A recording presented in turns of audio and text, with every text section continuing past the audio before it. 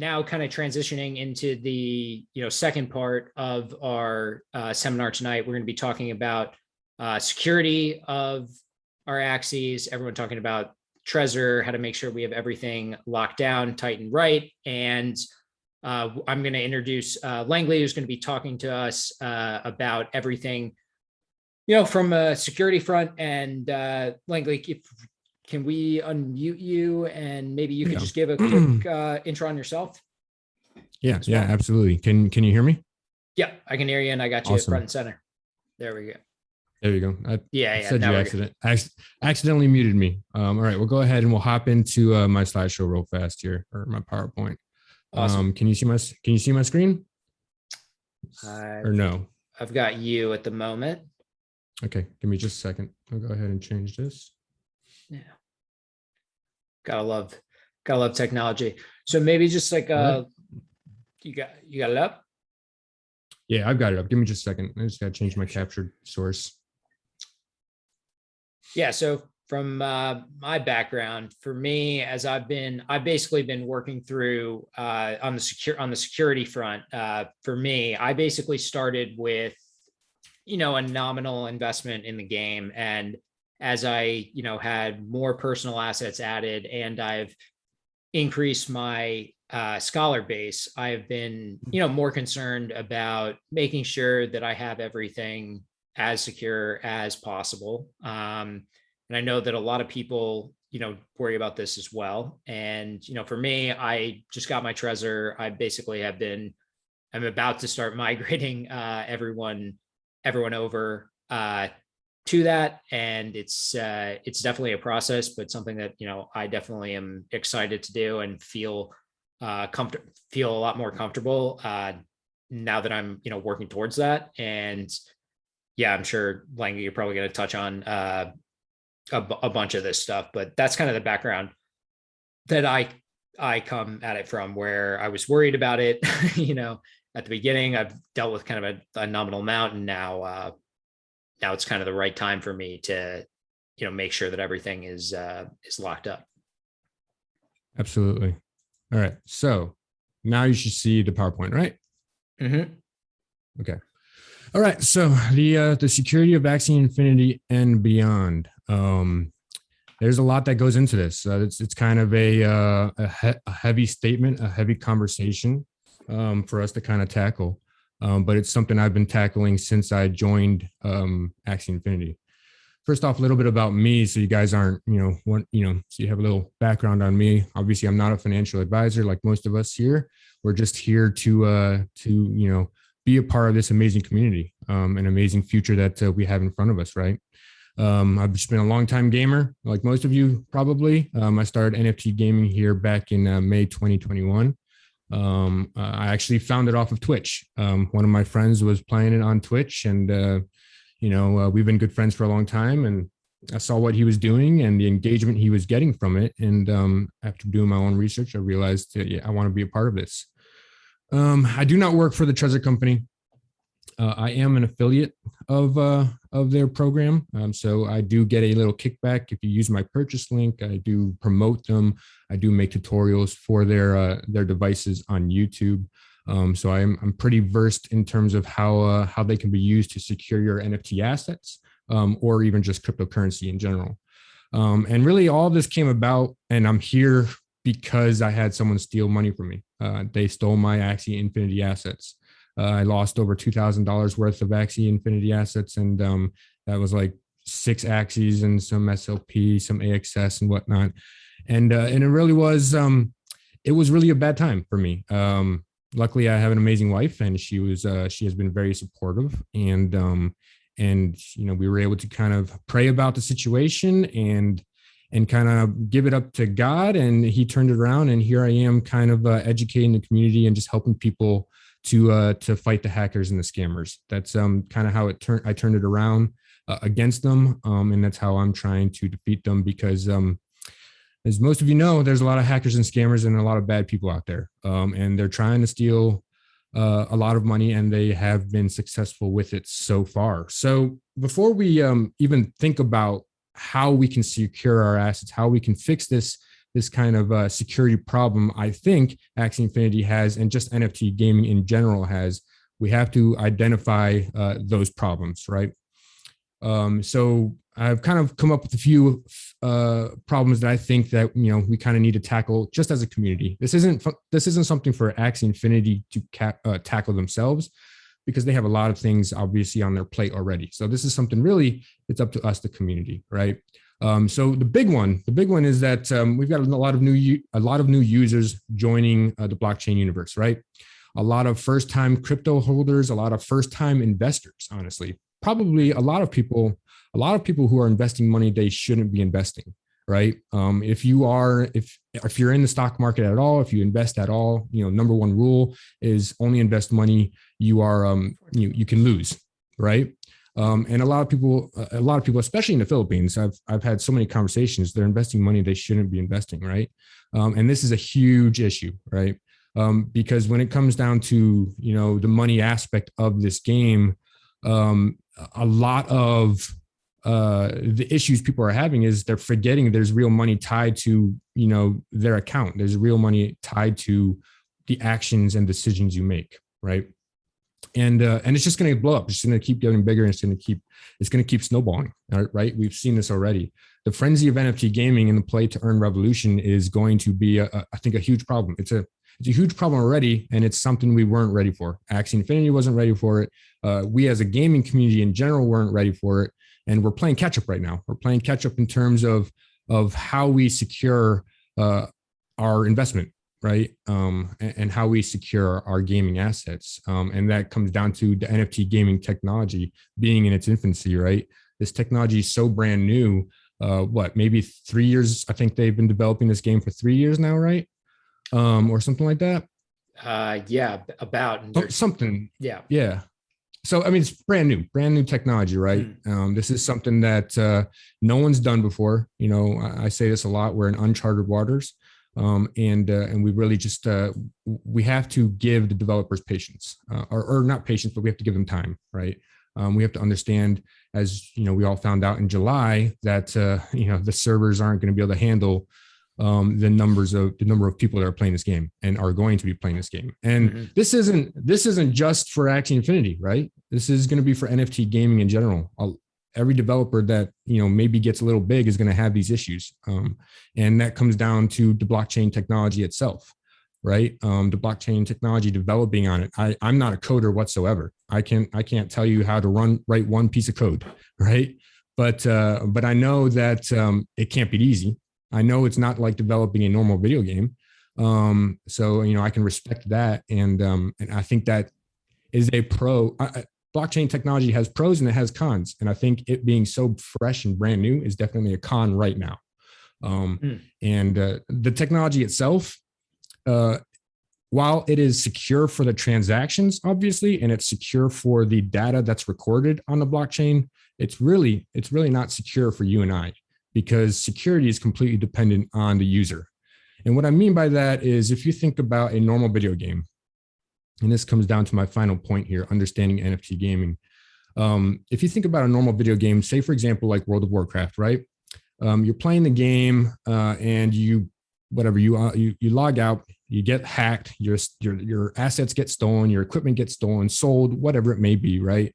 Well, you find this out, you can report this to Blizzard, and obviously, they're going to look on the back end and they're going to be able to return your assets to you, right? Yep. They can give you your equipment back. Well, this is something I had to learn, and a lot of people have had to learn the hard way. You can't do that on the blockchain. You cannot reverse transactions, right? No returns in cryptocurrency. No returns, exactly. And a lot of people, I don't think, understand this. They don't realize this going into it. They realize it once it happens, just like it happened to me. I thought I had done my due diligence. I thought I had researched. I thought I was protected. I thought I knew what I was doing. And then I got hacked, and I realized, shoot, they can't return my stuff to me. It's completely gone. There's nothing they can do, right? And that's nothing against Axie Infinity. That's nothing against Sky Mavis. It's just literally, it's a con of the technology. You cannot reverse transactions. While the data is completely safe, you can't reverse these transactions. So we have to be very due diligent in terms of our actions within this universe. whether that's on Axie Infinity or any other NFT game, because like I just said, you can't reverse the transactions. So since, we've kind of identified some issues with NFT gaming and Axie Infinity in general and the security of it, we kind of get to, well, let's see how we can kind of solve some of these problems, right? The biggest one is something we're doing right now, providing free educational resources to the community. And I think we need to ramp this up, especially as more NFT games come out into the universe, as more games are developed. We need to ramp up the educational resources for people, not just English speaking, not just Filipino, but all languages, right? Especially if we want this play to earn revolution to blow up as much as I believe it can. We really have to, what you guys are doing right now, this is awesome. Like this kind of seminar, sharing this information, getting this out there. It's not something that has been done or is being done really. I mean, obviously there's YouTube content creators out there, but we just need more. We need more of this, right? So that's obviously the first point there. Having patience and trust in the developers. This is something that a lot of people lack, especially because they think this is a normal video game. This isn't a normal video game, right? This is literally a gaming business kind of entity, right? And it's an investment. New technology. New technology. It's never been done before. I know that I know this is your presentation, but I'm with you. It's the patience aspect is, I think, very underappreciated in the market, and understanding the size of the amount of growth, especially in this game, but to your point as well, in the entire space as well.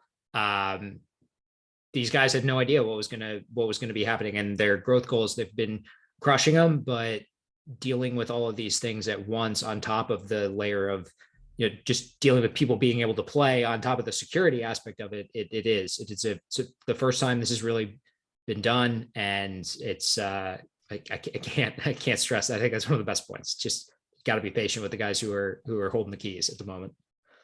Yeah, no, absolutely. And feel free to pop in at any point, Sure. If you got a thought, say it out. Thanks. And the reason I kind of threw this in here is because, I mean, if you're in this universe, you kind of know what's happened this past week in terms of PR and SLP dropping, and the YouTube content that was created and the fear that was created within the community, right? And I think that all comes down to not understanding, the technology that we're working with right now, and we're not giving the time, and we're not trusting in the developers, and just being patient, and it kind of goes into my next point, supporting the NFT universe faithfully, but not blindly. And what I mean there, it kind of goes back to what Jiho said, where there's mercenaries and missionaries. We as the community, we really need to identify, those people who are creating fear. We need to identify those NFT games where their white papers really aren't that strong. We need to, be very proactive in really, protecting people who aren't as educated as you and I are, because there's a lot of people out there that just don't know. They don't read the white paper. I promise you, probably half the gamers in Axie Infinity haven't read the white paper, right? And that's something that we as a community need to faithfully support it, but not blindly, and do our due diligence. And again, time. I think time is going to fix a lot of the problems I mentioned. When it comes down to the new technology, when it comes to the security issues that Axie Infinity is running into, and other NFT games are going to run into, I think time is going to resolve a lot. Like, for example, I fully expect if Axie Infinity, like I think it will, explode and go into land game and really develop, I fully expect them to create their own Trezor hardware wallet, or their own hardware wallet in general. I mean, because the coding is open source. You can go onto their website and you can get the coding for the Trezor wallet. You can build your own hardware wallet if you want, but that's not something Axie Infinity is going to tackle right now, right? They got so many other things on their plate. Yep. So that's why I'm saying, patience, trust. We got to give time. We've got to, all these things combined will help us as a community to secure our Axie assets, the assets of future players, the assets of current players. And I think it's very huge for us to tackle right now before it gets out of hand. So right now, as we kind of talk about actually securing our Axie Infinity assets, first you need to kind of understand what is a hardware wallet, right? It's a physical digital device for cryptocurrency, which stores the private keys for a user and then is used to confirm or deny transactions on the blockchain network. A hardware wallet is literally the only two-factor authentication out there. It is the only true two-factor authentication out there. So if you think about, two-factor authentication on emails or Binance or whatever, this is the only way to actually, secure your transactions, right? So I could go through, I don't know how you guys want to go about doing this. I wrote out a step-by-step here, and obviously I've got a video guide for it as well, but I don't know, did you want me to show how to go through actually connecting the Trezor and all of that, or kind of what were your thoughts there? Yeah, I think that it's more the idea just kind of behind what's the I think sharing your thoughts on that. I don't think we need to do a direct walkthrough right here. If you have a link, we can definitely share it and show it in the video. But I think just talking to the idea of why it's more secure, why it's better, the two-factor being on the Trezor, layers of security, et cetera, I think is probably the most beneficial thing. And if anyone's trying to figure out, should I be doing this or not? So, for me, I am a personal investor with, my own personal capital in there. And then I got to a point where I was like, okay, I'm taking on scholars and I now am giving login details to, people I've met, through Discord channels. I've obviously vetted all of my scholars and talked to them on Google meetings. And I've had, several calls and made sure that they're real people and did as much of the know your client KYC in my world as possible. But at the end of the day, I have this login detail floating around there. It's in someone else's account. For me, at least my level of interest for sure is not only locking in my assets, but if I'm sharing logins for my Sky Mavis accounts for my scholars, and how do I get comfortable with that, and why does the Trezor and a hardware wallet kind of contribute to that? I think might be a good way of going about it as well. Yeah, sure thing. Go ahead and we'll stop this. So one of the big reasons why the Trezor, it's the only hardware wallet out there that actually works with Axie Infinity. It's the only one that Sky Mavis has developed to work with the Ronin wallet. Will they add more, hardware wallet support in the future? Possibly. Will they create their own one? Possibly. We don't know, but it's the only current hardware wallet that works with it. And the way it works is you can't make a transaction, whether you're selling an Axie on the market or whether you're gifting an Axie, selling SLP, or not selling, but sending SLP or using SLP to breed. You cannot do any transaction without confirming it on your hardware wallet, right? You take this, you get a little message on it, and you actually have to physically hit the check mark to confirm the transaction. Mm-hmm.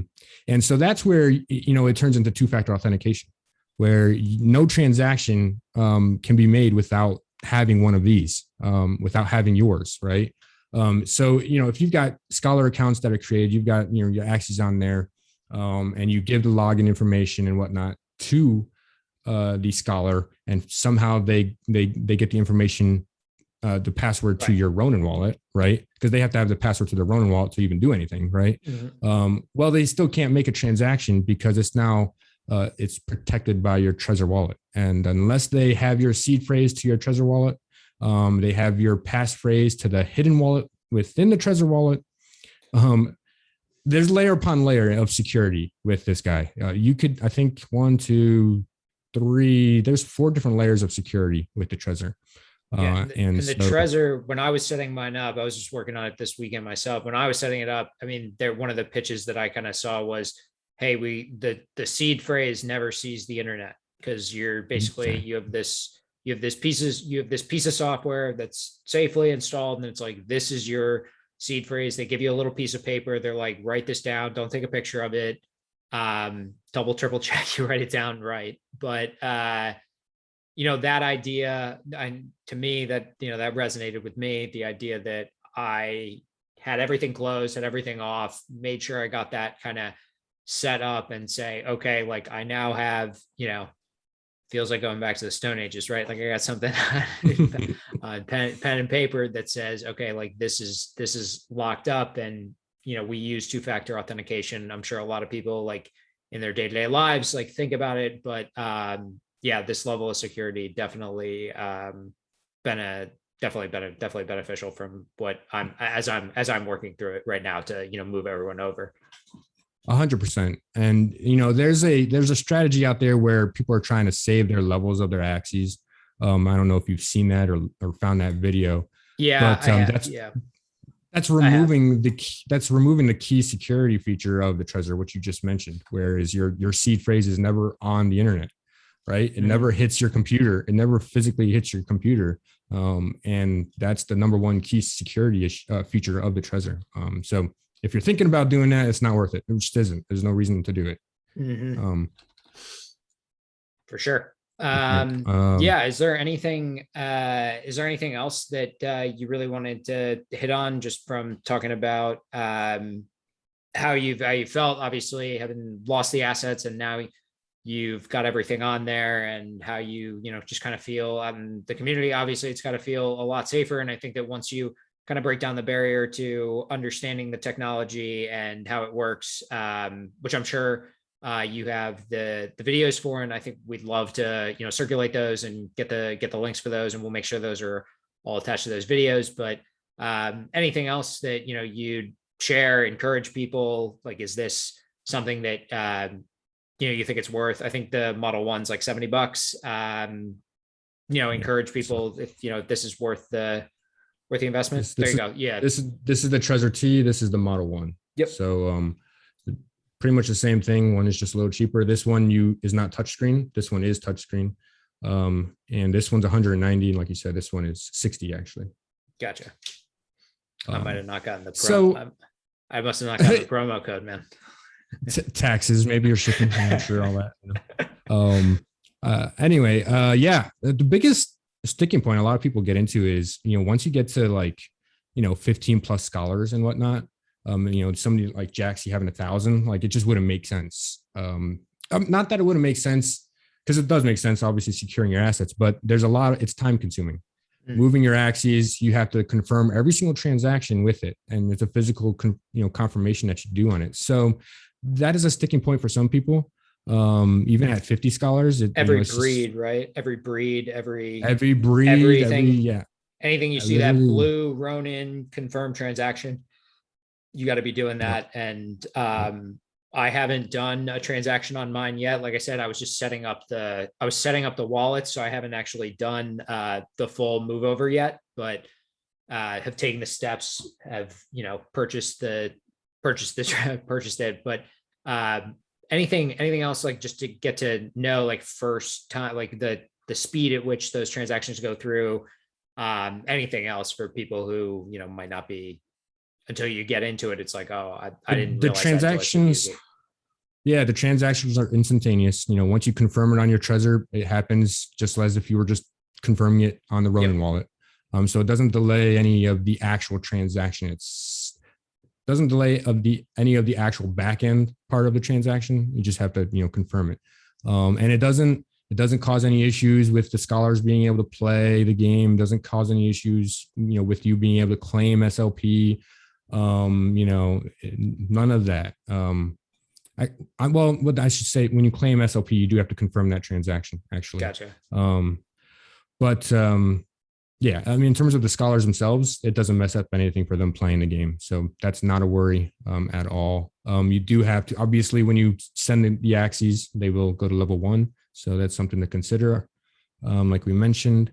But I mean, it's really straightforward. Once you understand the technology, you understand how it works, then it's just a matter of, do I want to secure my assets more securely, right? Yeah. Do I want to protect myself? I mean, for me, I'm trying to scale up to 20 scholars and then go beyond that. There's a lot of money that could be moved around here, right? Yeah. It doesn't make doesn't make any sense not to secure yourself even more. That's how I'm feeling at this Yeah. point. And that's kind of why I decided to, move down, this path to getting towards closer security. If it's just me and my axes, that's one thing. But once you start, Mhm. building out these, touch points, the more people, places, like you said, you're shifting this stuff around. I mean, I've got some expensive stuff that's kind of moving around into, strangers on the internet. And, that's kind of Mhm. first rule is to make sure that you, protect yourself. But I think your comments also on educating yourself on the Axie Infinity white paper, understanding the game, understanding the Ronin chain, understanding a hardware wallet. I think all of these things and education for people, getting this info out there, is extremely important, because the more comfortable people get, the more informed they are, they make better decisions, help grow the game as well. I mean, we don't want to,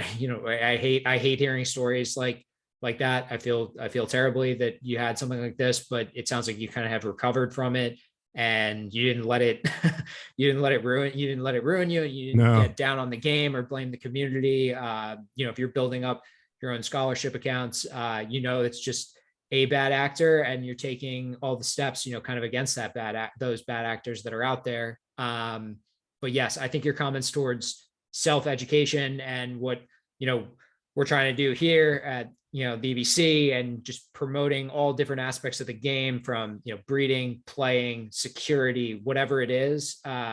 Love having, people on to, share whatever part of the ecosystem that they are touching. And yeah, no, thank you.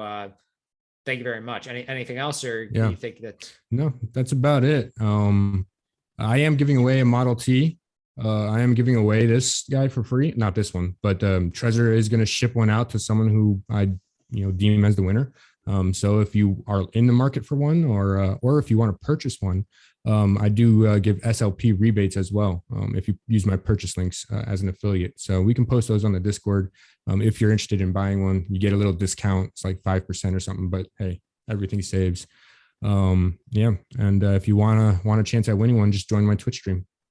awesome? That's it. Thanks. And we'll get all those details. And yeah, that's awesome. So thanks a lot, Langley, for joining us. This is super educational, and I think hopefully everyone, took something away from that. You know, that's it's been great talking to Prophecy, talking about season 18 finishing up. I think we hit on a lot of great things around security with Langley, and I hope you all learned something. Again, this seminar was hosted by the Elite Breeders Club. The new website is elitebreeders.club. Go check that out. There's tons of free content out there for anyone to be learning, improving their game, taking their Axie Infinity to the next level. There is something for everyone on this site. They have tons of great tools that I have been using. If you purchase their NFT pass, you have access to a whole host of premium kind of content, premium technology content that's out there, which has been phenomenal. I touched on a little bit of that with Prophecy, and we're going to continue to be doing videos like this in the future. Going to be hosting lots of other PvP players, breeders, anything that is relevant to Axie Infinity. Make sure to jump in the Discord as well if you're not in there. It's a great community of people. I have members of my Discord that have bled in over there and are really active over there as well. I'm in the EBC Discord answering questions all the time. It's a great community. People are always active. The owners are very active as well, and just talking and just really promoting this this great space for all of us to learn. So I'm thrilled to be here and be hosting these seminars, and yeah, look forward to doing more in the future. So yeah, I think we're just gonna wrap it up there, and I will be posting this on my YouTube. I'm sure it'll be up on EBC as well, And oh, last thing I forgot. The one other thing that I'm going to be doing is I'm going to be jumping in the EBC Discord, the voice chat, to answer any questions. You got questions on season 18, questions on season 19, questions on breeding, scholars, security, anything that we touched on. I will be there for the next 15, 30 minutes. I can stay as long as anyone wants to chat with me. I love talking Axie and am happy to do it for as long as I can. So I'm going to be in the EBC Discord. So yeah, I will be there as soon as we wrap it up here. So I think we're all good. So I'll see anyone else over there.